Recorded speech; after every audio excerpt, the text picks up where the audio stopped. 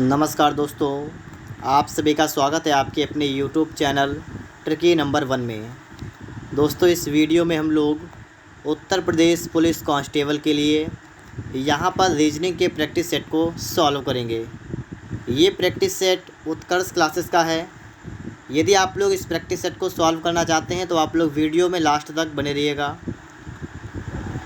ठीक है।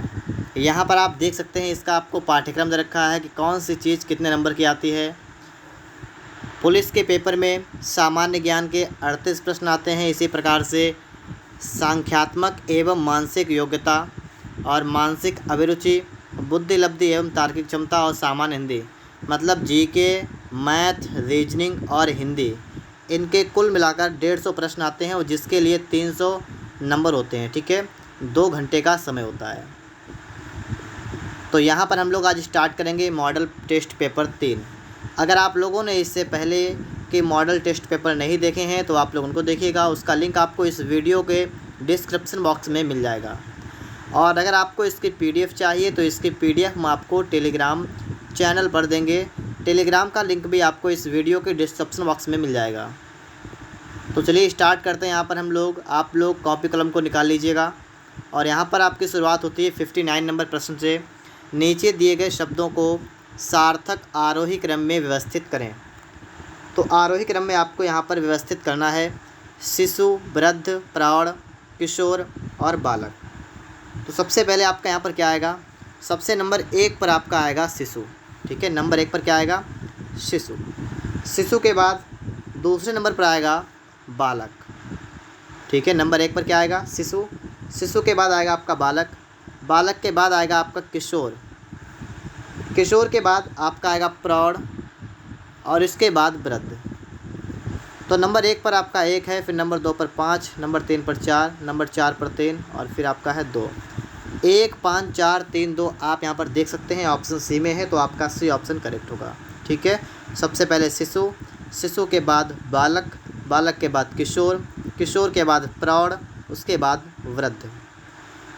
अगला प्रश्न आप लोग यहाँ पर देखेंगे, जिस प्रकार उल्लास का संबंध विषाद से है उसी प्रकार कौन सा विकल्प शब्दों से संबंधित है। उल्लास का संबंध किससे है, विलास से है।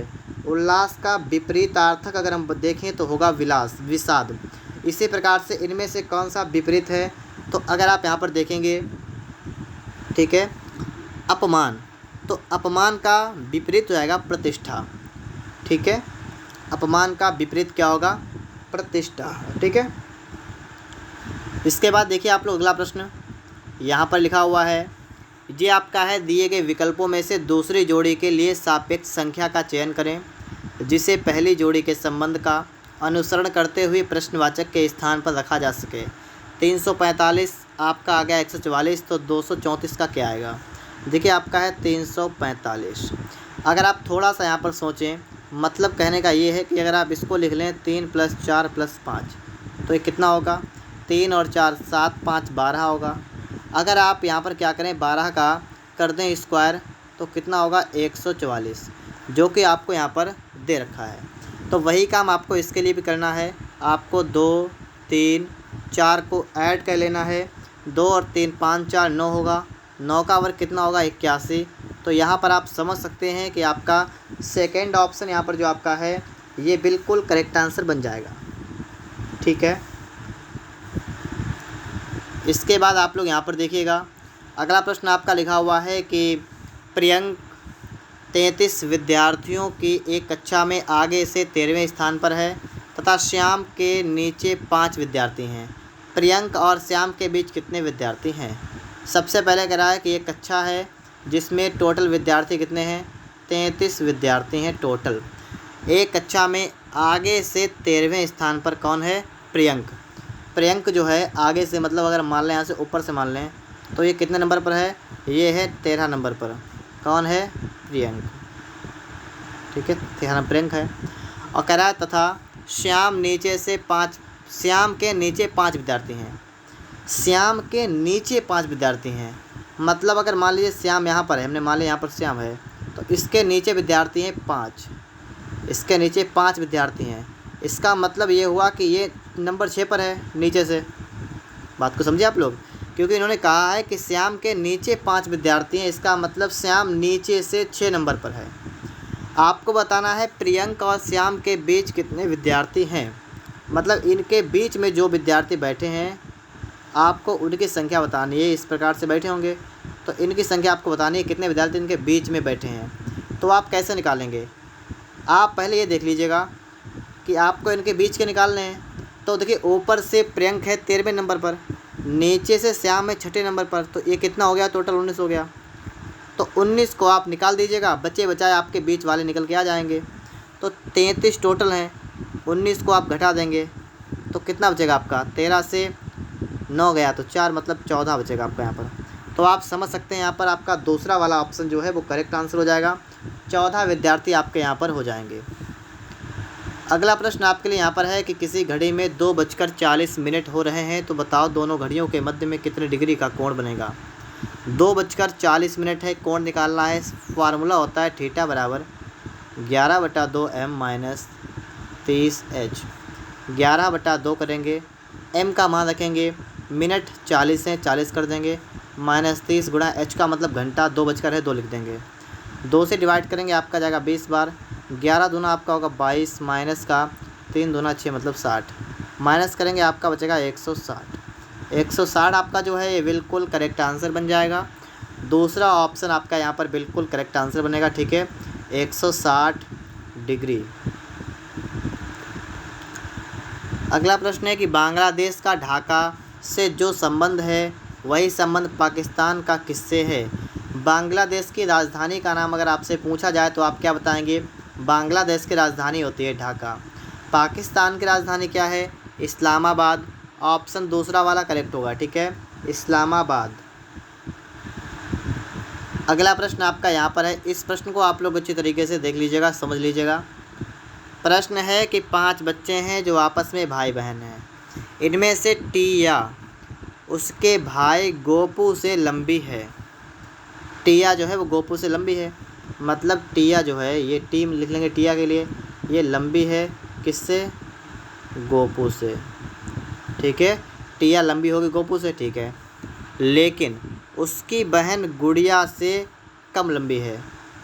अब बताइए क्या हुआ यहाँ पर, हुआ ये कि टिया जो है वो गोपू से तो लंबी है, लेकिन उसकी बहन है गुड़िया उससे छोटी है, तो गुड़िया जो है ये आगे आ जाएगी, ठीक है। गुड़िया को हमने छोटी जी लिखा है, स्मॉल जी, ठीक है, तो समझ जाएगा, मतलब गुड़िया सबसे बड़ी हो जाएगी, यहाँ पर सबसे लंबी हो जाएगी।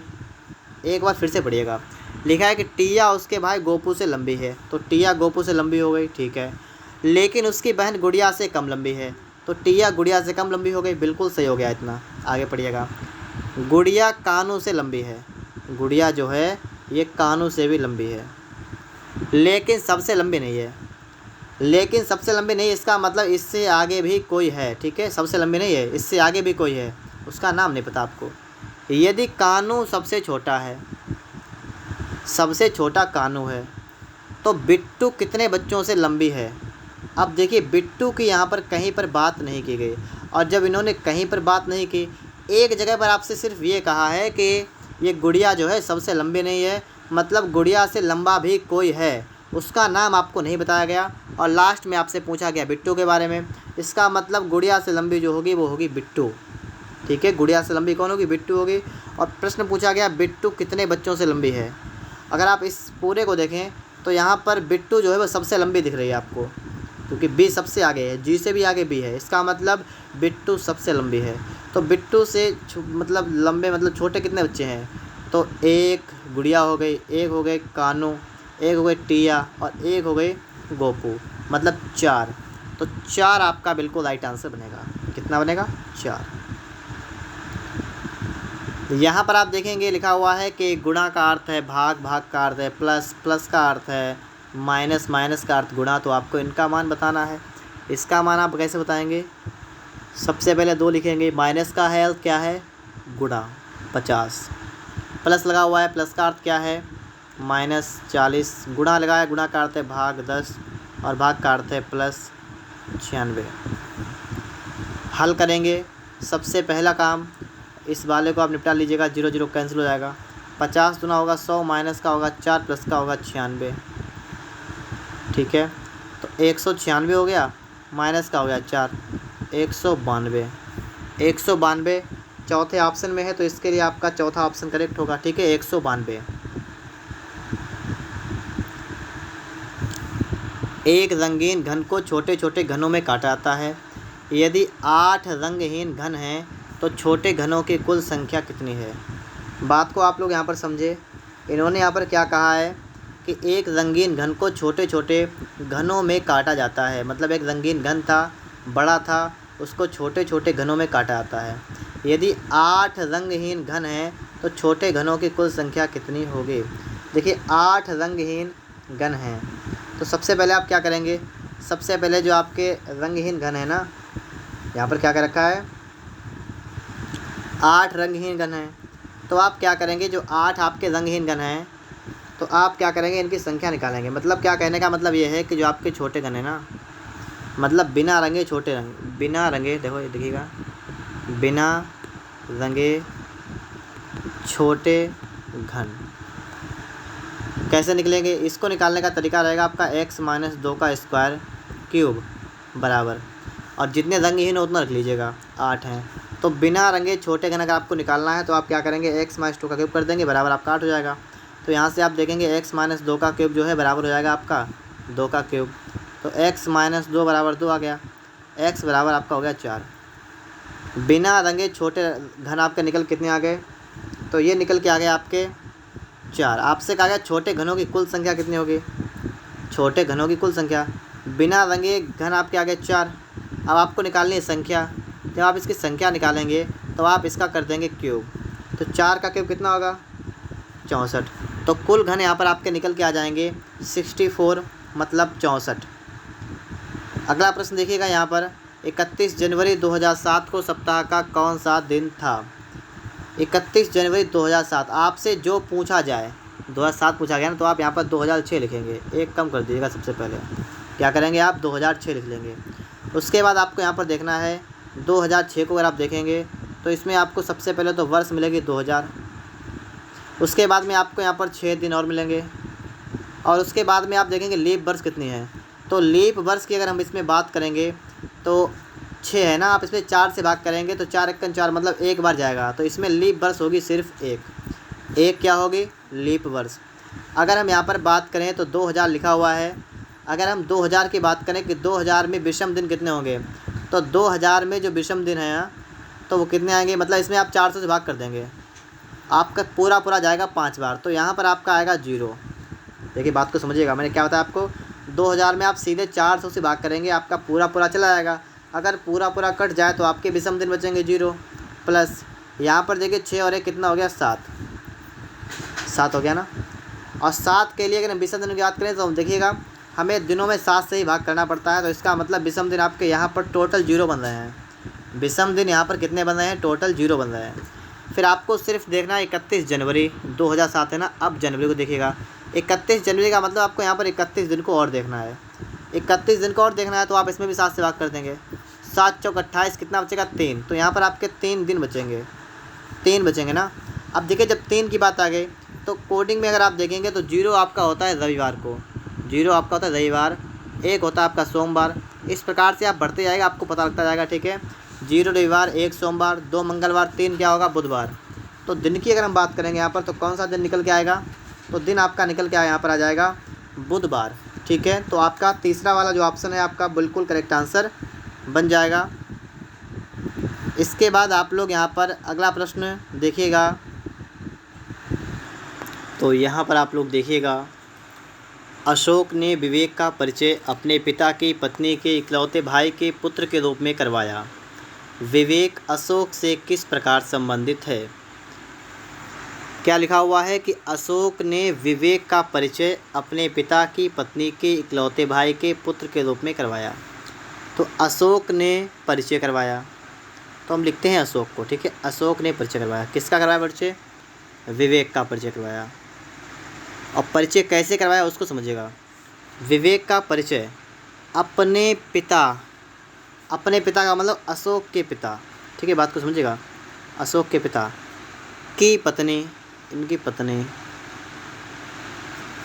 के इकलौते भाई के पुत्र के रूप में करवाया। इनका पुत्र मतलब कि अशोक ने विवेक का परिचय करवाया। और कैसे करवाया कि अपने पिता मतलब उसके पिता की पत्नी के भाई के इकलौते पुत्र के रूप में, मतलब इकलौते भाई के पुत्र के रूप में करवाया। अब आप बताइएगा, सोचिए थोड़ा। मान लीजिए ये आप हैं, अशोक आप हैं, आपके पिताजी, उनकी पत्नी का मतलब आपकी माताजी, फिर उनके भाई का मतलब आपकी माताजी के भाई मतलब आपके मामा, और उनका पुत्र मतलब आपके मामा का पुत्र है विवेक। तो ये आप और ये कैसे संबंधित हैं? तो इसका मतलब आप मेरे भाई होंगे ना। बात को समझिए आप लोग यहाँ पर। तो यहाँ पर जो आपका ऑप्शन बनेगा वो ए ऑप्शन बनेगा। ठीक है, ठीक है, कि विवेक अशोक से किस प्रकार संबंधित है, इसका मतलब विवेक अशोक का मेरा भाई है। ठीक है, यहाँ पर आप देखेंगे प्रश्न लिखा हुआ है कि एक किसी घड़ी में 8:50 हो रहे हैं, तो इसे दर्पण में देखते हैं तो प्रतिबिंब समय दिखाएगा। देखिए 8:50 हो रहे हैं ना, दर्पण में प्रतिबिंब देखना है तो आप क्या करेंगे, मैंने आपको बताया है कि आप 11:60 से भाग कर देंगे। भाग नहीं करेंगे, माइनस कर देंगे। ठीक है, 11:60 से आप क्या करेंगे, माइनस कर देंगे। तो माइनस कर दीजिएगा तो यहाँ पर 10 बचेगा, यहाँ पर कितना आएगा 3, तो 3 10। ठीक है, तो आपका यहाँ पर तीसरा वाला ऑप्शन जो है ये बिल्कुल करेक्ट आंसर बन जाएगा। अगला प्रश्न ये है कि मंडे को अगर ये लिखते हैं तो UGTS का क्या होगा। नोट करते हैं यहाँ पर हम लोग MONDAY। मंडे को लिखते क्या है, OMDNYA। तो अगर आप यहाँ पर देखें तो O आपका यहाँ पर आ गया, M आपका यहाँ पर आ गया, DN आपका आ गया, YA आ गया। इस प्रकार से आपका हो गया UAU। ठीक है, इसको नोट करिएगा आप, क्या पूछा गया, UAUGTS। ये आपका इस प्रकार से होगा, AU हो जाएगा, ये इस प्रकार से होगा, GU हो जाएगा, ये इस प्रकार से होगा, ST हो जाएगा। ठीक है, AUGUST। मतलब ऑप्शन नंबर आपका यहाँ पर ए वाला जो आपका होगा ये बिल्कुल करेक्ट आंसर बन जाएगा। यहाँ पर आप देखेंगे यदि सितंबर की पहली तारीख बुधवार को पड़ती है, मतलब 1 सितंबर बुधवार अगर पड़ता है तो 25 सितंबर को कौन सा दिन होगा, 25 सितंबर आपको निकालना है। तो इनके बीच का अगर आप गैप देखेंगे, इसका मतलब 24 दिन आपको इसमें जोड़ने होंगे एक में, तभी तो 25वां दिन आएगा। इनके बीच का गैप कितना हो रहा है, 24 हो रहा है। आपका काम ये है कि आप इसमें 7 से भाग करेंगे, 7 या 21, कितना बचेगा यहाँ पर आपका 3 बचेगा, 3 दिन। तो बुधवार में आप 3 ऐड कर देंगे। तो अगर आप बुधवार में 3 ऐड करेंगे तो बृहस्पतिवार, शुक्रवार, शनिवार आपका निकल के आ जाएगा। ठीक है, क्या निकल के आ जाएगा, शनिवार आपका यहाँ पर निकल के आ जाएगा। फिर लिखा है यदि किसी सांकेतिक भाषा में आपको बताया गया है कि इसका मतलब ये है तो आगे का मतलब क्या होगा। इसको कैसे आप हल करेंगे, तो देखिएगा आपका यहाँ पर क्या है, क्या लिखा हुआ है, THRIVES,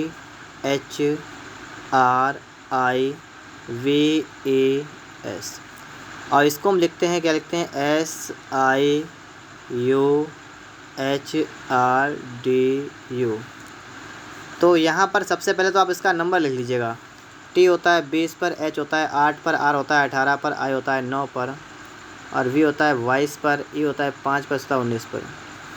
यहाँ पर देखेंगे तो 19, 9, U होता है 21 पर, H होता है 8 पर, 18, D होता है 4 पर, और V होता है 22 पर। ठीक है, इस प्रकार से आप लोगों ने यहाँ पर नंबर इसके लिख लिए हैं।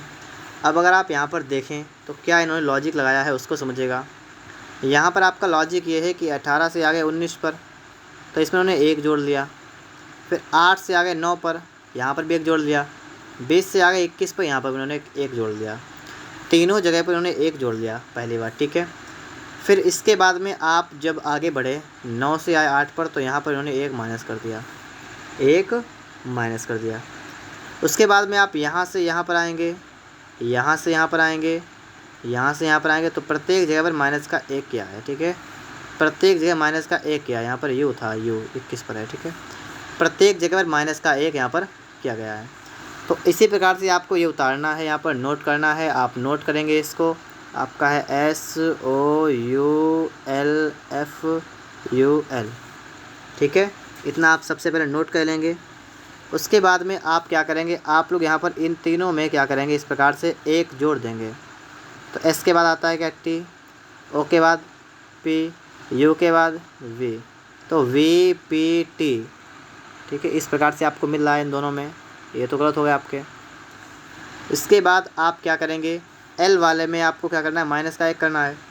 एल वाले में आप माइनस का 1 करेंगे तो एल से पहले क्या आता है, के, यहाँ पर के आपका आ जाएगा। उसके बाद आपको यहाँ पर फिर से वही काम करना है, यहाँ पर भी आपको माइनस का 1 करना है। तो एल है, एल से 1 कम कर देंगे, एल होता है 12 पर 1 कम कर दिया 11 हो गया, तो के आ गया। तो मतलब पहला वाला ऑप्शन आपका यहाँ पर भी बन जाएगा। ठीक है, पहला वाला ऑप्शन आपका यहाँ पर भी करेक्ट आंसर बन जाएगा। इसके बाद आप लोग यहाँ पर देखेंगे, प्रश्न है, किसी घन के 2-2 सेमी के 343 टुकड़ों को जोड़कर एक घन बनाया गया, तो बनने वाले घन की भुजा की माप क्या होगी। जो घन बनेगा उसकी भुजा की माप आपसे पूछी गई है। ठीक है, और यहाँ पर कह रहा है 343 टुकड़ों को जोड़कर एक घन बनाया गया है। ठीक है, तो इसकी भुजा पूछी गई, छोटे घन की भुजा मतलब बनने वाले घन की भुजा। तो आपको भुजा निकालनी, तो भुजा निकाल दीजिए, सिंपल सा काम करना, आपको क्यूब रूट करना है 343 का, आपका आ जाएगा निकल के 7, और यही आपका आंसर होगा। ठीक है, क्या बताएंगे आप लोग, 7 सेमी आपका यहाँ पर बिल्कुल करेक्ट आंसर बन जाएगा। इसके बाद आप लोग यहाँ पर देखिएगा, नीचे दिए गए पासे की स्थितियों में से 3 के विपरीत फलक पर कौन सी संख्या है। 3 के विपरीत फलक पर, तो आपको ये नहीं करना है कि आप यहाँ से 3 वाला उठा लें, नहीं, आपको वो देखना है जिसमें 3 के अलावा कुछ और हो। जैसे इसको देख लीजिएगा, इन दोनों में आपको 5 मिल रहा है। क्या क्या मिल रहा है आपको इन दोनों में, यहाँ पर 5 है, यहाँ पर 5 है। सबसे पहले आप 5 लिख लीजिएगा, 5 5। उसके बाद आप लोग यहाँ पर आगे बढ़ेंगे, आपको मिलेगा 3, 2 यहाँ पर मिलेंगे, 3 यहाँ पर, 2 यहाँ पर, 3। फिर आगे बढ़े, 1 मिनट, यहाँ पर 3। ठीक है, फिर आप आगे बढ़े, यहाँ पर भी, तो यहाँ पर जाके बढ़ेंगे तो आपको मिलेगा 1, और यहाँ पर बढ़ेंगे तो आपको मिलेगा 4। आपसे कहा गया कि 3 के विपरीत, तो 3 के विपरीत आपका हो जाएगा 2। ठीक है, जो भी 3 के बराबर में फंसे वही आपका होगा। तो 3 के विपरीत कौन सा होगा आपका यहाँ पर, 2 हो जाएगा। ऑप्शन नंबर चौथा वाला आपका यहाँ पर बिल्कुल करेक्ट आंसर बन जाएगा। यहाँ पर आप देखेंगे, सवाल को सही समझिएगा, लिखा हुआ है कि एक तालाब में कुछ कमल के फूल हैं, उनकी संख्या प्रतिदिन दोगुनी हो जाती है। ये बात आप लोग नोट करिएगा अच्छी तरीके से, प्रतिदिन दोगुनी हो जाती है। यही तालाब 6 दिन में पूरा भर जाता है, तो तालाब को आधा भरने में कितने दिन लगेंगे। देखिए 6 दिन में कितना होता है पूरा, और यहाँ पर बात छुपी हुई है। यहाँ पर कह रहा है कि उनकी संख्या प्रतिदिन दोगुनी होती है, प्रतिदिन दोगुनी होती है। मतलब अगर मान लीजिए कि आज ये तालाब आधा भरा है, तो कल कितना हो जाएगा, कल पूरा भर जाएगा। क्यों, क्योंकि प्रतिदिन दोगुना बढ़ता है।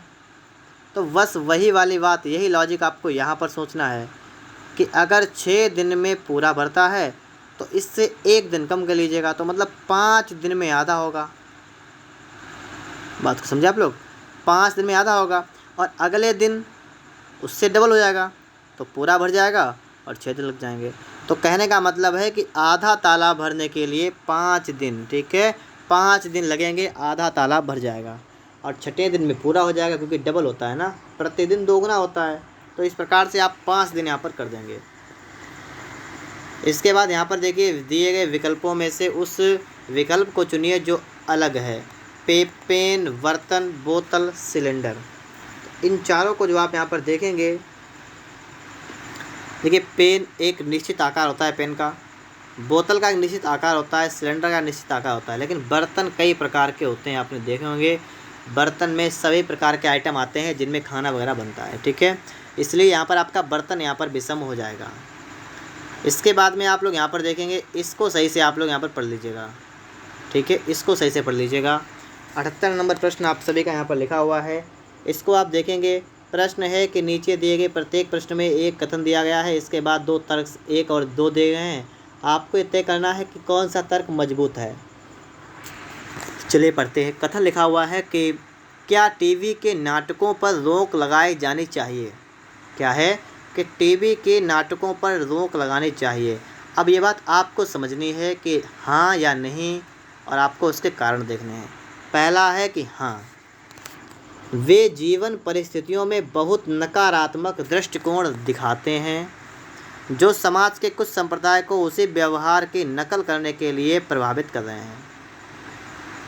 दूसरा है कि नहीं, यह वृद्ध लोगों के लिए अच्छा दिलचस्प मनोरंजन है। तो यहाँ पर अगर आप देखें तो पहला वाला जो आपका पॉइंट है वो कह रहा है कि ये जो नाटक अगर आप देखेंगे टीवी पर तो वो नकारात्मक दृष्टिकोण दिखाते हैं। क्या ऐसा सभी नाटकों में होता है? तो आप कहेंगे नहीं होता है। अगर ऐसा नहीं होता है तो फिर उन्हें हाँ क्यों कर दिया? तो इसलिए पहला वाला तो आपका यहाँ पर गलत हो जाएगा। रही बात दूसरे की कि नहीं, मतलब इस पर रोक नहीं लगनी चाहिए, यह वृद्ध लोगों के लिए अच्छा दिलचस्प मनोरंजन है, यहाँ पर ये बात आपकी करेक्ट होगी। ठीक है, तो यहाँ पर जो आपका तर्क संगत बनेगा यहाँ पर दूसरा वाला होगा। केवल तर्क 2 मजबूत है। केवल तर्क कौन सा मजबूत है? केवल तर्क 2 मजबूत है।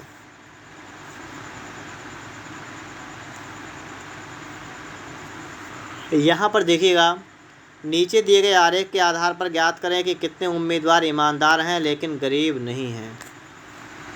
कितने उम्मीदवार ईमानदार हैं लेकिन गरीब नहीं हैं। गरीब नहीं है इसका मतलब गरीब वाले आप सब हटा दीजिए एक तरफ, गरीब वाले ये सब हटा दीजिएगा। ठीक, गरीब वाले सब हटा दीजिएगा, गोले के अंदर वाले सब हटा दीजिएगा। और उसके बाद देखिएगा कितने उम्मीदवार ईमानदार हैं। उम्मीदवार ईमानदार हैं, गरीब नहीं। तो गरीब को तो मैंने हटा दिया है। अब आपको देखना है कि उम्मीदवार जो है वो ईमानदार हो। अगर उम्मीदवार ईमानदार हो इसका मतलब उम्मीदवार और ईमानदार दोनों के अंतर्गत जो आए, जैसे 18 यहाँ पर लिखा है, ये दोनों के अंतर्गत है। त्रिभुज में भी है और ये षटभुज में भी है। तो इसका मतलब 18 जो होगा वो करेक्ट होगा। ठीक है, उम्मीदवार जो है वो ईमानदार है लेकिन गरीब नहीं है, 18। यहाँ पर देखिएगा, राम ने अपनी शादी की वर्षगांठ मंगलवार 23 सितंबर 1997 को मनाई। शादी की अगली वर्षगांठ वह उसी दिन कब मनाएगा? उसी दिन कब मनाएगा, ये अगर आपसे पूछा जाए तो इस सवाल को लगाने का तरीका बहुत आसान है। आप उतार लीजिएगा, तारीख क्या थी? 23 सितंबर, सन देखिएगा 1997। आपको करना क्या है, आपको डायरेक्ट जो आपका 97 है ना, आप इसको इसमें 4 से भाग करना है। आप इसमें 4 से भाग कर लीजिएगा। आपने इसमें 4 से भाग किया, आपका चला गया 4 दूनी 8, बचा कितना? 1, आपका हो गया 17, 4 चौके 16, आपका बचेगा यहाँ पर 1। अगर यहाँ पर 1 शेष बचेगा, अगर 1 यहाँ पर शेष बचे तो आप क्या करेंगे? आप इसमें 6 वर्ष ऐड कर लेंगे। अगर आपका 1 शेष बचे तो आप इसमें 6 वर्ष ऐड कर लेंगे। मतलब क्या है कि 97 की बात है, आप इसमें 6 जोड़ लेंगे तो आपका आएगा 2003। तो इसका मतलब ऑप्शन नंबर ए। ठीक है, पहला ऑप्शन आपका यहाँ पर बिल्कुल करेक्ट आंसर होगा। आपको 1 शेष अगर बचा है तो आप 6 इसमें ऐड कर लेंगे और आपका जो आएगा वही करेक्ट होगा। इसके बाद आप लोग यहाँ पर देखेंगे, यहाँ पर कथन दे रखे हैं तो इसको हम सीधे यहाँ पर ले चलते हैं कथन पर। ठीक है, ये रहा आप सभी के सामने कथन।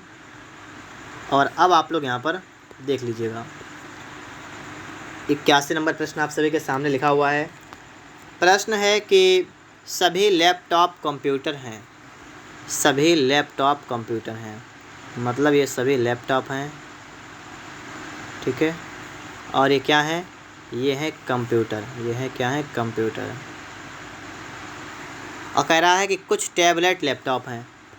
कुछ टैबलेट लैपटॉप हैं, इसका मतलब इस प्रकार से हो जाएगा, ये जाएगा टैबलेट। ठीक है, तो आप यहाँ बात को समझे कि सभी लैपटॉप कंप्यूटर हो गए और कुछ टैबलेट भी हो गए यहाँ से। ठीक है, ठीक है। अगर इसी को आप दूसरे प्रकार से चाहें तो बना सकते हैं। कैसे? क्या है? सभी लैपटॉप कंप्यूटर हैं, मतलब सभी लैपटॉप, जितने भी लैपटॉप हैं ये सभी क्या हैं? ये सभी कंप्यूटर हैं। या मैं इसे इस प्रकार से कर दूँ, इस प्रकार से कर दूँ। ठीक है, इस प्रकार से कंप्यूटर हो गए। और कह रहा है कुछ टैबलेट लैपटॉप हैं, इसका मतलब कुछ टैबलेट होंगे वो लैपटॉप होंगे, इसके अंतर्गत ही इस प्रकार से रहे तो भी हो सकता है ना, कोई समस्या वाली बात ही नहीं है। ठीक है, अब आप लोग यहाँ पर चेक करिएगा, पहला ऑप्शन आपका है। ठीक है, पहले वाले ऑप्शन को आप लोग यहाँ पर देखिएगा, सभी टैबलेट कंप्यूटर हैं। सभी टैबलेट कंप्यूटर हैं। तो क्या ये बात दोनों जगह पर सत्य हो रही है? दोनों जगह पर सत्य हो रही है? नहीं हो रही है ना, क्योंकि यहाँ पर तो है ही नहीं सभी टैबलेट कंप्यूटर, सिर्फ यहाँ पर आपको दिख रहे हैं। तो जब दो जगह बात गलत हो गई, मतलब एक जगह गलत एक जगह सही, तो वो गलत ही हो जाएगी। ठीक है, तो ये बात गलत हो गई, पहली वाली बात आपके यहाँ पर गलत हो गई। फिर है कुछ टैबलेट कंप्यूटर हैं, कुछ टैबलेट कंप्यूटर हैं। यहाँ पर आप देखें कुछ टैबलेट कंप्यूटर हैं, बिल्कुल सही बात है। यहाँ पर आप देखें कुछ टैबलेट कंप्यूटर हैं, इसका मतलब देखिए जब सभी टैबलेट कंप्यूटर हैं तो इसका मतलब कुछ टैबलेट तो कंप्यूटर आराम से हैं, इसका मतलब दूसरे वाला पॉइंट बिल्कुल सही है। फिर है कुछ कंप्यूटर लैपटॉप हैं, तो कुछ कंप्यूटर यहाँ पर भी आपको दिख रहे हैं लैपटॉप हैं, और यहाँ पर भी आपको दिख रहे हैं कंप्यूटर लैपटॉप हैं, तो ये भी बात सही है। तो दूसरा और तीसरा आपका यहाँ पर निकल रहा है, इसका मतलब है कि आपका ऑप्शन नंबर 1 वाला करेक्ट होगा। ठीक है, दूसरा वाला सही है और तीसरा वाला भी सही हो जाएगा। चलिए इसके बाद अगला प्रश्न देखिएगा। इसके बाद आपके लिए आ चुका है 82 नंबर, इसको देखिएगा। ये प्रश्न आपका यहाँ पर है, क्या कह रहा है कि कुछ पक्षी जानवर हैं। कुछ पक्षी क्या हैं? कुछ पक्षी जानवर हैं। तो नोट करते हैं हम यहाँ पर। ठीक है, कुछ पक्षी हैं, वो हैं जानवर। ठीक है, जानवर। फिर कह रहा है कि सभी जानवर नदियाँ हैं। सभी जानवर क्या हैं? नदियाँ हैं। तो जितने जानवर हैं ये सभी क्या हैं? नदियाँ हैं। और कह रहा है कुछ नदियाँ समुद्र हैं। कुछ नदियाँ जो हैं ये समुद्र हैं। ठीक है, तो पहला तो आपका डायग्राम कुछ इस प्रकार से बन गया। ठीक है, इस प्रकार से बन गया। अगर हम इसी प्रकार से इसी को दूसरे प्रकार से बनाना चाहें तो बना सकते हैं। कुछ पक्षी जानवर हैं, तो पहला वाला तो आपका इसी प्रकार से बनेगा, कुछ पक्षी हैं वो जानवर हैं। ठीक है, सभी जानवर नदियां हैं। अब इसका मतलब ये ग्राफ ऐसे भी तो हो सकता है, सभी जानवर नदी हो गया, हो सकता नहीं हो सकता है? हो सकता है, कोई समस्या नहीं है। और कह रहा है कुछ नदियां समुद्र हैं। कुछ नदियां समुद्र हैं, तो अगर हम कुछ नदियां समुद्र की बात करें तो चाहे आप इस प्रकार से कर लीजिएगा कुछ समुद्र हैं, और चाहे तो आप यहाँ से भी तो कर सकते हैं इस प्रकार से, तो भी तो समुद्र हो जाएगा। अब आप लोग ऑप्शन को देखिएगा, अब आप समझ पाएंगे कि हाँ यहाँ पर क्या पूछ रहा है क्या नहीं पूछ रहा है। तो यहाँ पर आप देखेंगे पहला है कि कुछ समुद्र जानवर हैं। पहली जगह पर आप देखिएगा कुछ समुद्र जानवर हैं, यहाँ पर आपको नहीं मिल रहा है कहीं पर। पहले वाले में ये वाली बात नहीं मिल रही है। दूसरे वाले में अगर आप देखेंगे तो कुछ समुद्र जानवर आपको यहाँ पर मिल जाएंगे। ये देखिएगा कुछ समुद्र जानवर मिल गए, तो एक जगह पर बात सही है, एक जगह पर बात यहाँ पर गलत हो गई। अगला पॉइंट देखिएगा, कुछ नदियाँ पक्षी हैं। कुछ नदियाँ पक्षी हैं, तो यहाँ पर आप देखेंगे तो ये देखिए नदी पक्षी आ रहे हैं, और यहाँ पर आप देखेंगे तो कुछ नदियाँ पक्षी हैं। आप यहाँ पर देख सकते हैं ये वाली नदी जो है पक्षी है नहीं है बिल्कुल सही है। दोनों जगह बात सही हो रही है, इसका मतलब है कि ये वाला आपका बिल्कुल सही है, दूसरा वाला आपका बिल्कुल सही है।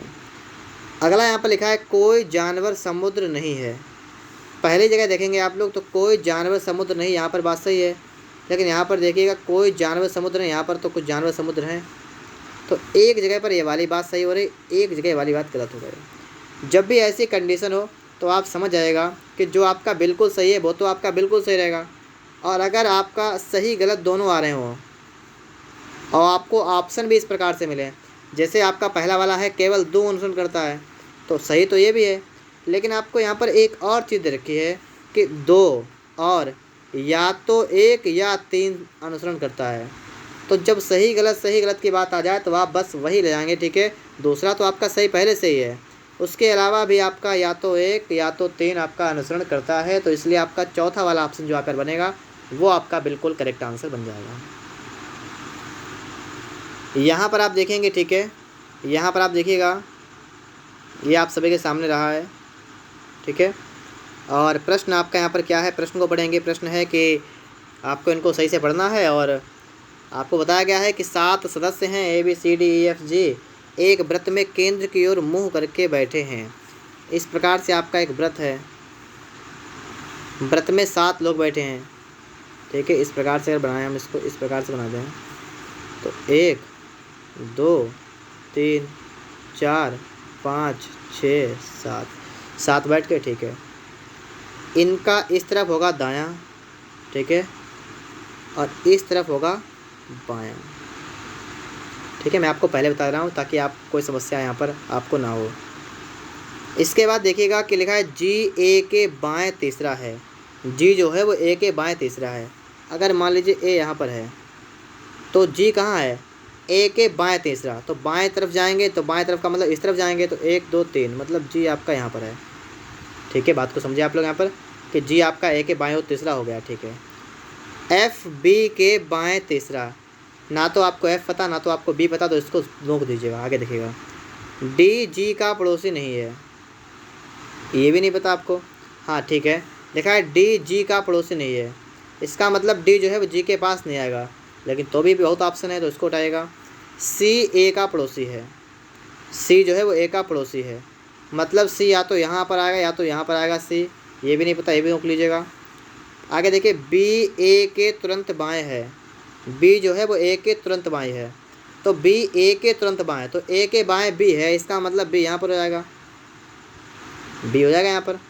अब आप पीछे बढ़िएगा थोड़ा, यहाँ पर कह रहा था कि सी ए का पड़ोसी है, अगर सी ए का पड़ोसी होगा तो सी आपका इधर होगा, और थोड़ा ऊपर जाइए, यहाँ पर कह रहा है कि डी जी का पड़ोसी नहीं है। अब देखिए यहाँ पर डी जो है वो जी का पड़ोसी नहीं है, तो जी के पास ना तो डी यहाँ पर होगा ना तो डी यहाँ पर होगा, तो डी यहाँ पर होगा, कहाँ पर डी होगा, यहाँ पर डी हो जाएगा, क्योंकि जी के पास तो है नहीं तो अलग हो जाएगा डी। और उसके बाद में आप देखेंगे तो ये लिखा हुआ है कि एफ़ जो है क्या है कि एफ़ बी के बाएं तीसरा है, तो बी के बाएं तीसरा, तो बी के बाएं तीसरा आप जाएंगे तो तीसरे नंबर पर आप अगर बी के बाएं जाएंगे तो आपको यहाँ मिलेगा, ये है आपका एफ़, यहाँ पर बचा हुआ क्या है ई, यहाँ पर हो जाएगा। इस प्रकार से इतना आपका यहाँ पर बन जाएगा, ठीक है। अब आप देखेंगे ऑप्शन को, मतलब पहले वाले प्रश्न को देखेंगे तो ई के तुरंत दाएं स्थान पर कौन है, ई के तुरंत दाएं, तो ई के दाएं का मतलब है किधर बढ़ेंगे आप लोग, तो ई के दाएं मतलब इधर बढ़ेंगे, नीचे की तरफ, नीचे की तरफ बढ़ेंगे, दाएं उस तरफ जाएंगे, ठीक है। तो बी है ना बी, तो इसके लिए बी आपका हो जाएगा, मतलब पहला वाला ऑप्शन बन जाएगा, ठीक है, पहला बन जाएगा। यहाँ पर आपसे कहा गया निम्नलिखित में से कौन सा सत्य है, सत्य आपको यहाँ पर बताना है। तो यहाँ पर सत्य आपका जो है बी तीसरा वाला होगा कि बी और सी के बीच ए है। यहाँ पर आप देख लीजिएगा कि बी और सी और इनके बीच में ए है, तो बिल्कुल सही है, ठीक है। तो यहाँ पर आपका तीसरा वाला सही हो गया। अगला है कि निम्नलिखित में से कौन सा कथन सही नहीं है।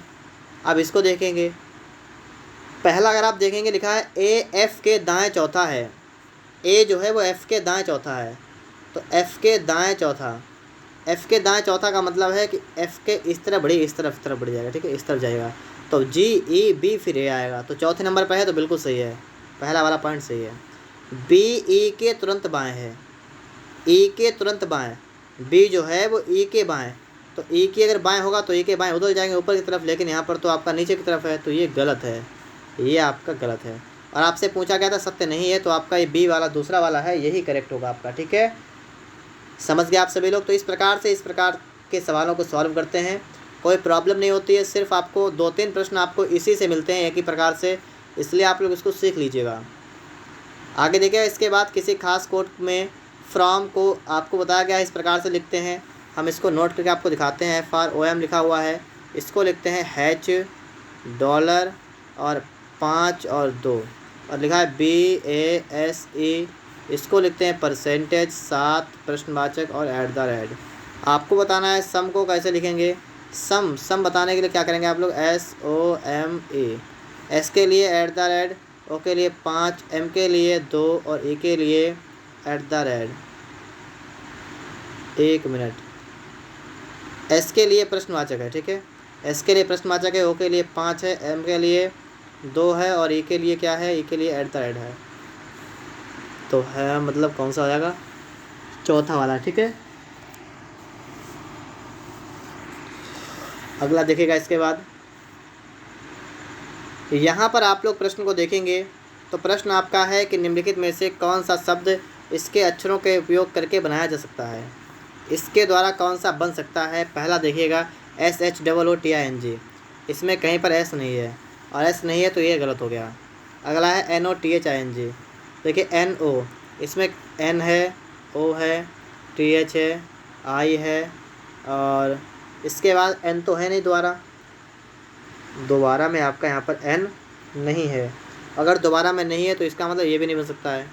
इसमें भी 2 बार एन है, लेकिन वहाँ पर 1 बार एन, तो ये भी नहीं बनेगा। तो जब ये नहीं बनेगा तो आपका ये तो बन ही जाएगा। अब आप इसको चेक कर लीजिएगा। चलिए मैं ही आपको दिखा देता हूँ। टी एच, तो टी एच यहाँ पर मिल गया। आर ओ ये देखिएगा यहाँ पर। एन जी यहाँ पर मिल गया, हो गया, ठीक है। यहाँ पर आप देखेंगे प्रश्नवाचक के स्थान पर क्या आएगा, इसको आपको बताना है यहाँ पर। तो ये आप कैसे बताएंगे, तो देखिएगा यहाँ पर आप इसको थोड़ा जूम करते हैं यहाँ पर, ठीक है, आप समझिएगा। अगर हम यहाँ पर क्या करें, इसके गुणा कर दें और यहाँ पर इसके गुणा कर दें, तो 7 35 हो जाएगा। 3 दूनी जाएगा 6, माइनस कर दें, आपका आएगा 29। इसी प्रकार से अगर आप आगे देखें, इनकी गुणा कर दें, इनकी गुणा कर दें, तो ये वाला यहाँ पर देखिएगा 6 चौक 24 हो जाएगा। 5 एकम 5 घटा दिया तो आपका बचेगा 19, बिल्कुल सही। यहाँ पर देखिएगा 8 7 56, 3 चौको 12, कितना बचेगा 44। मतलब दूसरा वाला ऑप्शन आपका यहाँ पर बन जाएगा, ठीक है। ऑप्शन नंबर आपका यहाँ पर दूसरा वाला जो आपका है ये बिल्कुल करेक्ट आंसर बन जाएगा, ऑप्शन बी दूसरा। इसके बाद आप यहाँ पर देखेंगे प्रश्न है कि एफ एल का पुत्र है। एफ जो है वो एल का पुत्र है, इसका मतलब एल अगर यहाँ पर होगा तो एफ जो है ये है पुत्र, ठीक है, इनका पुत्र है। एल जे का पिता है, एल जो है ये जे का पिता है, इसका मतलब है कि ये पिता है, किसका पिता है, जे का पिता है। जो कि एम का पिता है, जो कि एम का पिता है।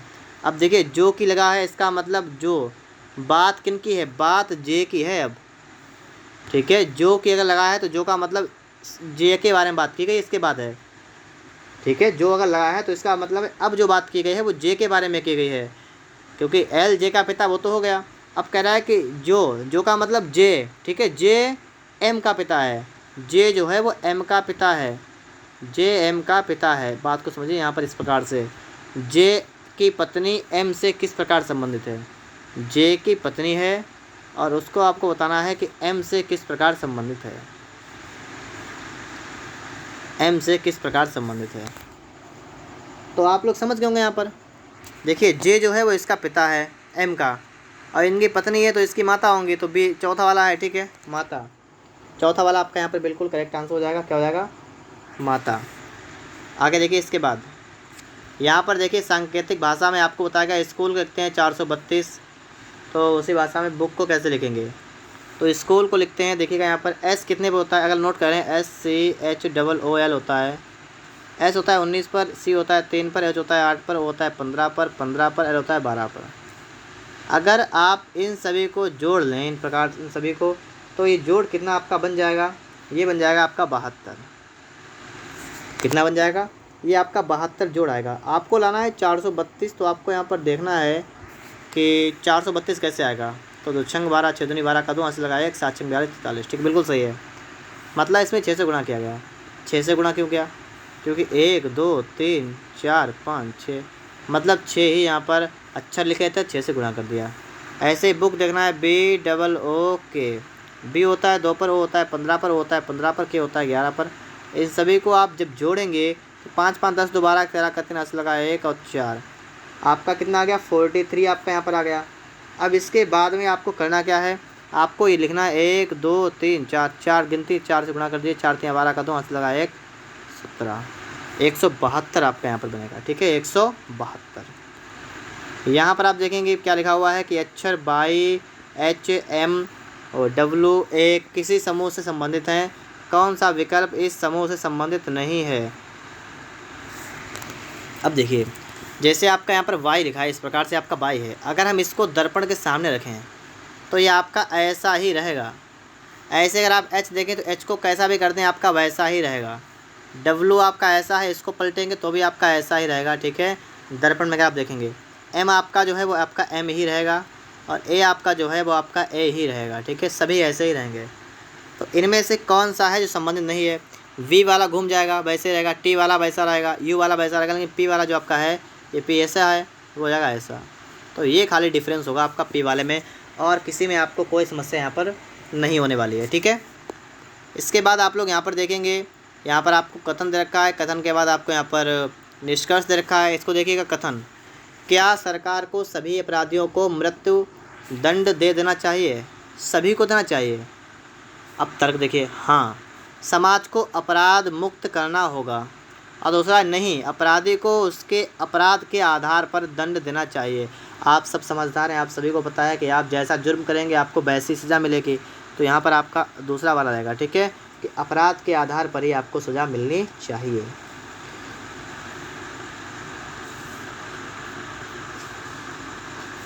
दूसरा ऑप्शन होगा। ठीक है, यहाँ पर आप देखेंगे लिखा है, राम 80 किलोमीटर उत्तर की ओर चलता है। 80 किलोमीटर उत्तर की ओर चलता मतलब इस प्रकार से 80 चला गया, फिर बाद दाएं मुड़कर 60 चलता है। दाएं मुड़ेगा, इस तरफ मुड़ेगा, कितना जाएगा? 60 किलोमीटर। प्रारंभिक स्थान से कितनी दूरी पर है? अब ये कितनी दूरी पर है, यहाँ से लेकर यहाँ तक की दूरी आपको बतानी है। ये आप देखेंगे, अगर समकोण त्रिभुज है उसमें कर्ण है, कर्ण आपका देखिएगा, आपकी ट्रिक होती है 6, 8 और 10 की। तो अगर दो भुजाएं 6, 8 है, तीसरी 10 होगी, एक 0 बढ़ जाएगा, मतलब 100 किलोमीटर आपका यहाँ पर आराम से बन जाएगा। मतलब ऑप्शन नंबर आपका यहाँ पर ए वाला जो है ये बिल्कुल ही करेक्ट आंसर बन जाएगा। ठीक है, इसके बाद आगे बढ़ेंगे हम लोग यहाँ पर। तो अगला प्रश्न आपका ये रहा, गायक, शिक्षक और व्यवसाय के मध्य संबंध दर्शाने वाले आरेख क्या है?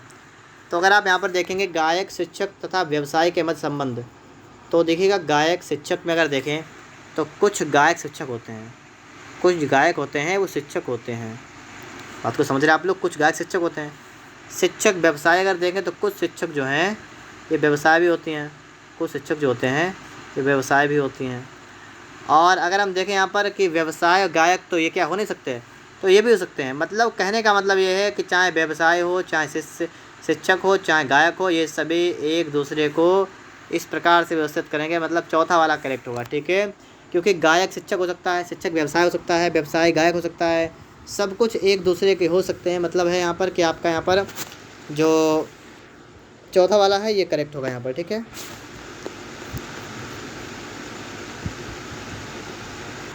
तो यहाँ पर आप लोग देखेंगे ए एक पुरुष है जिसकी माँ बी है। तो ए एक पुरुष जिसकी माँ बी है, तो मतलब ए यहाँ मान लेंगे,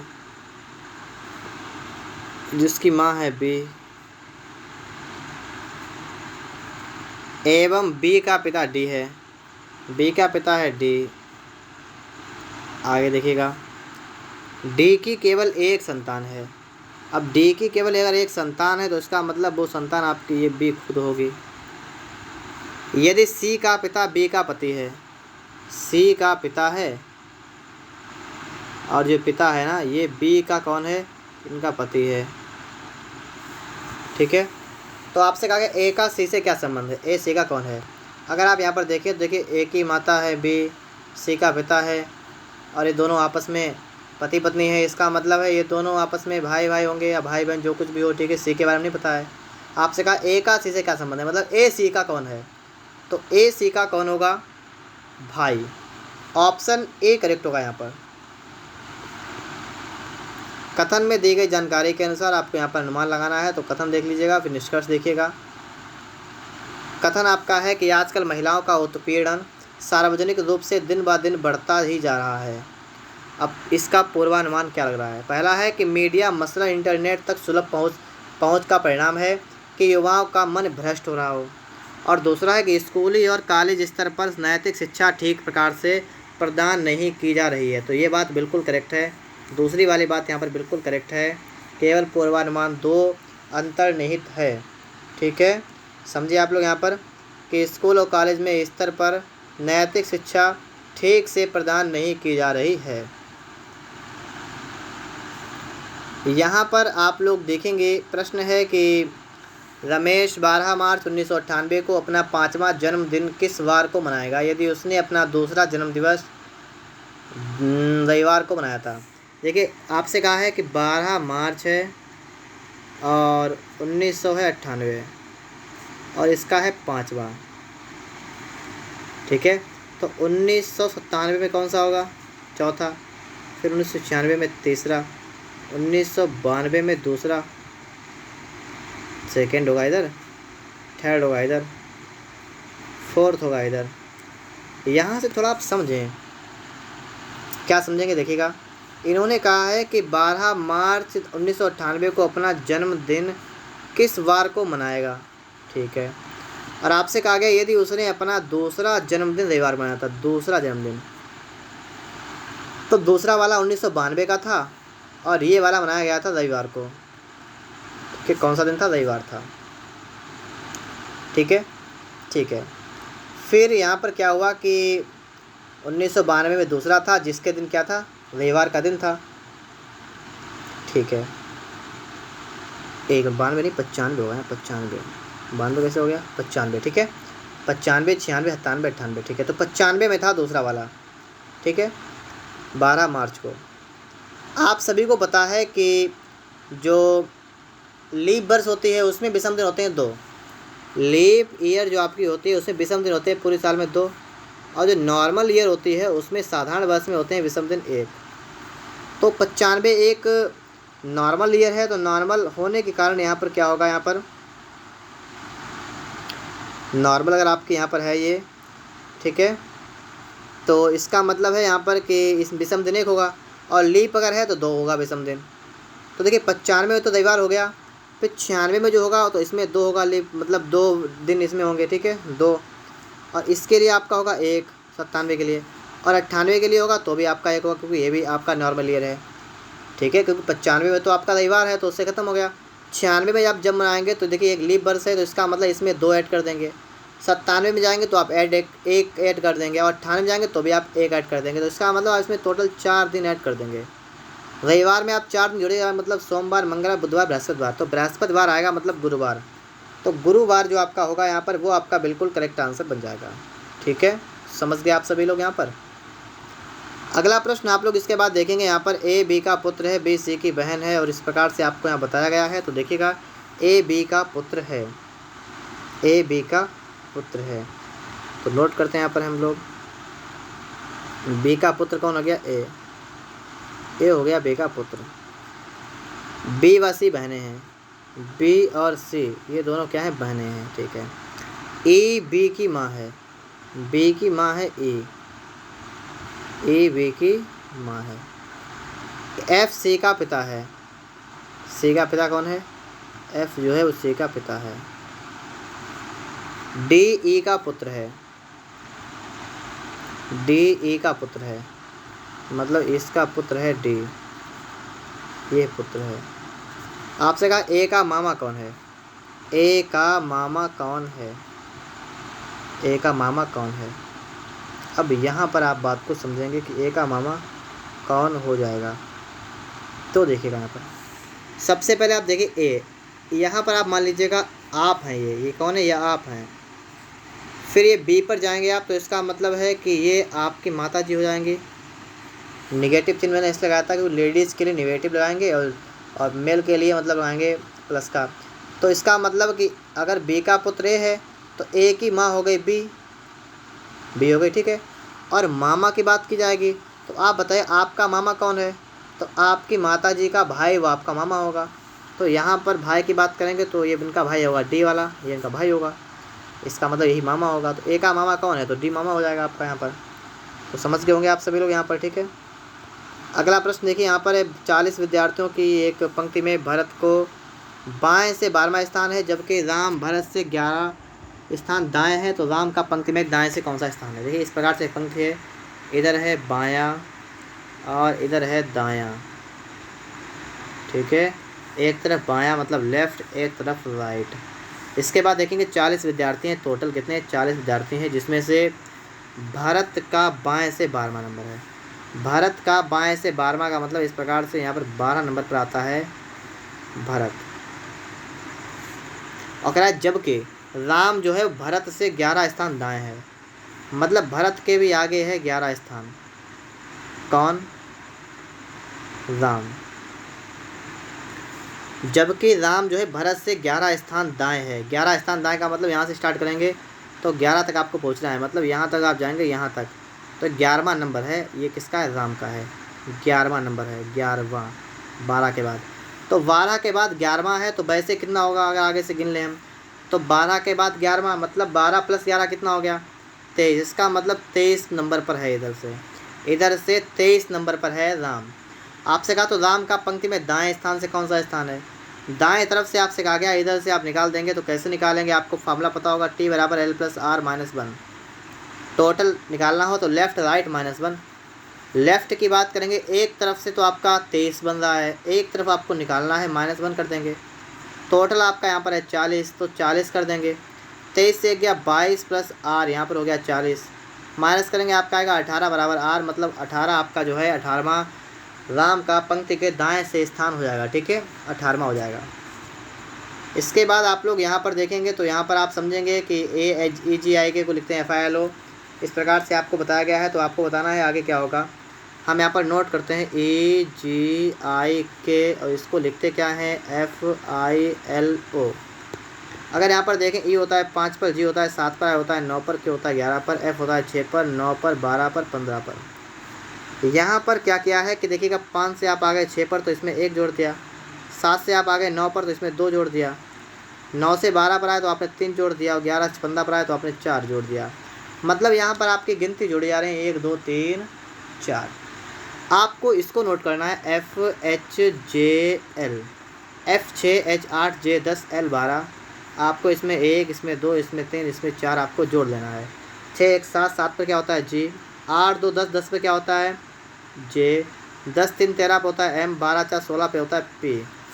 GJMP, GJMP का मतलब है पहला वाला ऑप्शन आपका यहाँ पर बिल्कुल करेक्ट आंसर बन जाएगा, ऑप्शन नंबर 1 वाला। इसके बाद आप लोग यहाँ पर देखेंगे नीचे दिए गए आरेख में लुप्त संख्या ज्ञात करें। लुप्त संख्या निकालेंगे तो पहला वाला अगर आप देखेंगे तो 25 आपका जो है ये क्या होता है, 25 जो है वो क्या होता है, 25 आपका होता है 5 का स्क्वायर। 144 आपका क्या होता है, ये आपका होता है आपका 12 का स्क्वायर। और अगर हम यहाँ पर क्या करें, अगर हम यहाँ पर ये ना निकालें, अगर मैं सीधे कर दूँ 12 और 5 से गुणा कर दें 60 आ जाएगा आपका यहाँ पर, बिल्कुल सही है ना। इसी प्रकार से आप आगे देखेंगे तो बन जाएगा, तो आप सीधे यहाँ पर जाएगा 49 7 का वर्ग है, 209 17 का है, आपको 17 और 7 गुणा करनी है, 119 आपका यहाँ पर बन जाएगा। ठीक है, चौथा वाला ऑप्शन आपका यहाँ पर बिल्कुल राइट आंसर बनेगा, 119 आपका यहाँ पर बिल्कुल करेक्ट आंसर बन जाएगा। यहाँ पर आपको बताना है कि खाली स्थान पर क्या आएगा, रिक्त स्थान भरना है आपको। यहाँ पर कैसे भरेंगे, आपको सबसे पहले नंबर मतलब गिनना है 1 2 3 4 5 6 7 8 9 10 11 12 13 14 15। यहाँ पर आपके 3 3 के खाने बन जाएंगे और 5 5 के। आप लोग यहाँ 5 5 के बनाएगा, तो 5 का हो गया ना, 4 का हुआ, 5 का ये हो गया, 5 का ये हो गया। इनके बीच में आपको अक्षरों को फिल करना है। फिल कैसे करेंगे, जैसे आप यहाँ पर देख रहे हैं NCB, तो यहाँ पर भी सी आएगा। अब इससे पहले अगर आप देखें तो यहाँ पर देखिए शुरुआत में अगर देखें तो आप लोग क्या होता है, चांस किसके बन रहे हैं, तो शुरुआत में अगर हम देखें यहाँ पर तो आपके चांस यहाँ पर किसके बन रहे हैं, कौन सा आपका ज़्यादा बार आया है। यहाँ पर देखिएगा आप लोग, यहाँ पर NCB आपका NCB आपका लिखा हुआ है। और अगर आप देखें स्टार्टिंग में यहाँ पर A है तो आप यहाँ पर A कर सकते हैं, यहाँ पर भी A कर सकते हैं। तो डैश CA फिर डैश है आपका, तो ऐसा आप देखिए कहाँ पर आपको दिख रहा है, क्या है मैंने आपको क्या बताया, ऐसा आप देखिए आपको कहाँ पर दिख रहा है। ठीक है, तो यहाँ पर आपको कहीं पर नहीं दिख रहा है, तो इसके लिए हम लोग यहाँ पर क्या करने वाले हैं, आइए समझते हैं। हम यहाँ पर रखने वाले हैं B को। ठीक है, B यहाँ पर रखेंगे, B यहाँ पर रखेंगे, B यहाँ पर रखेंगे, तो AB NCB हो जाएगा आपका यहाँ पर। और यहाँ पर क्या हो जाएगा B। ठीक है, B रखेंगे B। तो अगर आप B यहाँ पर रखेंगे, B यहाँ पर रखेंगे, B यहाँ पर रखेंगे तो क्या हो जाएगा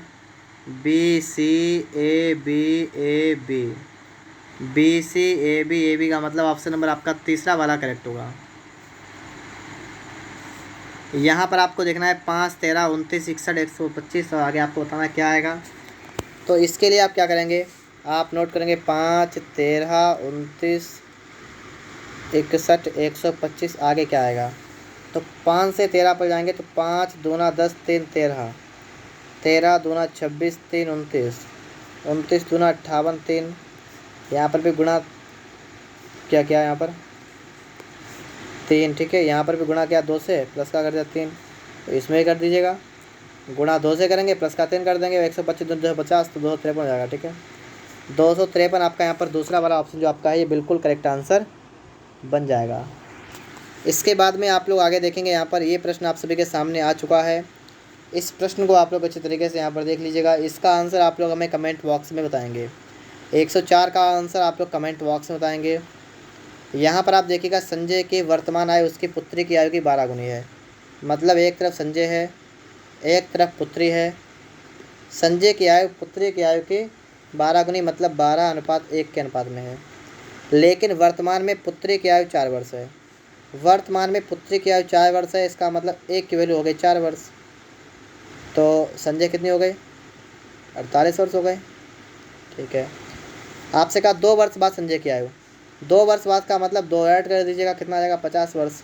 तो 50 वर्ष का मतलब ऑप्शन नंबर आपका यहाँ पर ए वाला बनेगा, ठीक है। ए वाला आपका यहाँ पर आपका बन जाएगा। यहाँ पर आप देखेंगे कागज़ काटने खोलने के बाद किस प्रकार से बनेगा। अगर आप इस कागज़ को पहले घड़ी करेंगे, ठीक है, इस प्रकार से फिर काट देंगे। ऐसा था, पहले आपने ऐसा किया इसको, फिर आपने इसमें काट दिया। काटने के बाद आप इसको ओपन करेंगे। तो जब आप इसको ओपन करेंगे तो आपका किस प्रकार से बन जाएगा वो आपको समझना है। ये आपका इस प्रकार से है, ओपन करने के बाद आपका इस प्रकार से यहाँ बढ़ जाएगा, ठीक है, इस प्रकार से हो जाएगा। दूसरी बात क्या है यहाँ पर कि यहाँ पर आपका कट लगा था इस प्रकार से, ये वाला वही कट आपका यहाँ पर आ जाएगा। यहाँ पर एक लगा था वो आपका यहाँ पर आ जाएगा, ठीक है, और बीच वाला आपका यहाँ पर हो जाएगा इस प्रकार से। तो ऐसे करके बनेगा। अगर ऐसे बनाएंगे आप तो आपका चौथा वाला बन रहा है। तो यहाँ पर जो आपका करेक्ट होगा वो आपका चौथा वाला ही बन रहा है, ठीक है। चौथा वाला ही आपका यहाँ पर करेक्ट आंसर हो जाएगा। यहाँ पर आप देखेंगे दिए गए शब्द की जल छाया, जल छवि क्या है, जल, वाटर इमेज। तो SARIAL आपको बताना है। तो इसके लिए आप यहाँ पर देखेंगे एक मिरर, इसको पलट देंगे, एस आपका उल्टा बन जाएगा। तो जहाँ जहाँ पर आपको सीधा दिखे वो आप काट दीजिएगा। जैसे यहाँ पर आपका सीधा है, यहाँ पर आपका सीधा है, तो ये दोनों कट गए। पहला वाला भी गलत हो गया तो आपका तीसरा वाला बन जाएगा। बस ख़त्म कहानी, ठीक है। समझ गए आप लोग। यहाँ पर मैंने आपको तरीका क्या बताया है कि आप लोग यहाँ पर अच्छा सीधे देखिएगा, सीधे अगर अच्छा कहीं पर हो तो उनको काट दीजिएगा, ठीक है। यहाँ पर देखिएगा, इसके लिए आपको क्या कहना है, देखिएगा आप लिखेंगे 36 गुणा लगाए, गुणा के लिए क्या लगाएंगे, घटाना 4, फिर माइनस है, माइनस का क्या है, माइनस का अर्थ है भाग 8, गुणा, गुणा का अर्थ है घटाना 4, बटा। देखिएगा यहाँ पर देखिएगा 4 प्लस लगाए, प्लस का अर्थ क्या होता है, प्लस का अर्थ होता है गुणा, 8 गुणा का अर्थ होता है माइनस का 2, प्लस का 16 है, और प्लस का अर्थ होता है गुणा 16, भाग लगा 1 है, भाग का अर्थ होता है जोड़ 1। इतना आपका यहाँ पर बन जाएगा। 36 से 4 गया 32, 32 भाग लगा 8 माइनस 4, बटा 4 टे 32, माइनस का 16 32, प्लस का 1, ये कैंसिल हो गया। 8 से काटेंगे 8 चुको 32, 4 से 4 गया 0/1, और 0/1 का मतलब होगा आपका अनंत। इन्होंने दिया नहीं तो आपका यहाँ पर 0 हो जाएगा, ठीक है। लेकिन आपका कितना होता है यहाँ पर, 1 मिनट, 0 ऊपर है तो 0 ही रहेगा, ठीक है, अनंत नहीं होगा। अगर आपका 0 ऊपर आ गया तो आपका 0 ही रहेगा, ठीक है। अनंत जब होता है जब 1 के बटे में 0 हो तो आपका हो जाएगा अनंत, लेकिन ऐसा यहाँ पर है नहीं, ठीक है। यहाँ पर आपका 0/1 आया जो कि 0 आपका हो जाएगा। इसके बाद आप लोग यहाँ पर देखें, कागज़ को आप मोड़ेंगे, कागज़ को आप मोड़ेंगे तो आपका इस प्रकार से कागज़ बना हुआ है। यहाँ से आप मोड़ेंगे तो ये हो जाएगा, फिर ऐसे हो जाएगा, ठीक है। इस प्रकार से आपका यहाँ पर बन जाएगा। स्टार बनेगा आपका यहाँ पर दूसरा वाला, ठीक है, दूसरा वाला आपका यहाँ पर स्टार बन जाएगा। इसके बाद आप लोग यहाँ पर देखेंगे, ये प्रश्न लिखा हुआ है कि निम्नलिखित संख्यात्मक क्रम का अध्ययन करें। यहाँ पर आप लोग देखिएगा प्रश्न नंबर 110 है, निम्नलिखित संख्यात्मक क्रम का अध्ययन करें और दिए गए प्रश्न का उत्तर दीजिए। तो यहाँ पर आपके सामने संख्याएं लिखी हुई हैं और इन्होंने इसके साथ में लिखा हुआ है कि यदि एक प्रत्येक विषम अंक से घटाया जाता है और एक प्रत्येक सम अंक में जोड़ा जाता है तो नवनिर्मित अनुक्रम में निम्नलिखित में से कौन सा नंबर दूसरा उच्चतम होगा। सबसे पहले आप संख्या नोट करिएगा। 629 लिखा हुआ है, 812 लिखा हुआ है, 372 लिखा हुआ है, और इसके अलावा 419 है, 294 है, 989 है और 767 है। सवाल क्या कह रहा है, सवाल है कि एक प्रत्येक विषम अंक से घटाते हैं और एक प्रत्येक सम अंक में जोड़ते हैं। तो इसको देखिए आप लोग पहली संख्या को, जैसे आपका 6 है, 6 सम है सम में 1 जोड़ेंगे 6 का हो जाएगा 7। 2 भी आपका एक सम है तो 2 में 1 जोड़ेंगे 3 हो जाएगा। और 9 एक विषम है तो इसमें से 1 माइनस करेंगे आपका आएगा 738। तो इस प्रकार से आपको निकालना है। 8 आपका सम है तो इसमें 1 जोड़ेंगे 9 हो जाएगा। 1 से आप 1 कटाएंगे 0 बचेगा। 2 और 1 कितना हो जाएगा 3। 903 आपका यहाँ पर हो गया। इसी प्रकार से आप आगे देखेंगे तो 3 का आपका हो जाएगा 1 कम 2, 7 का हो जाएगा 6, 2 का हो जाएगा 3। ठीक है, सम वाले से आप 1 जोड़ेंगे, विषम वाले से 1 माइनस करेंगे। यहाँ पर आप देखेंगे हो जाएगा 5, 0 और 8, 508 आपका यहाँ पर हो गया।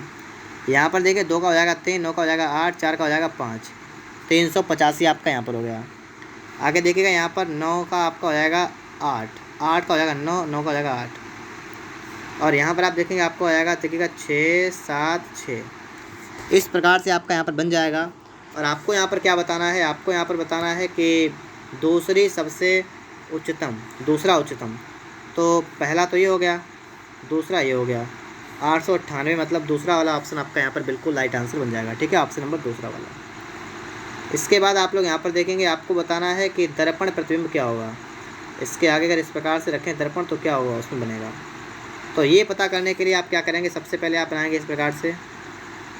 उसके बाद में आपकी लाइन जो आपकी है वो इस प्रकार से लाइन इधर हो जाएगी। एक लाइन आपकी इस प्रकार से, एक लाइन इस प्रकार से हो जाएगी। फिर आप समझेंगे यहाँ पर आपका ये वाला जो पार्ट है, इधर वाला आपका जो ब्लैक पार्ट है ना, ये वाला पार्ट आपका इधर आएगा। ब्लैक पार्ट अगर आपका इधर आएगा तो आप देख सकते हैं आपका चौथा वाला ऑप्शन यहाँ पर बिल्कुल करेक्ट आंसर बन जाएगा।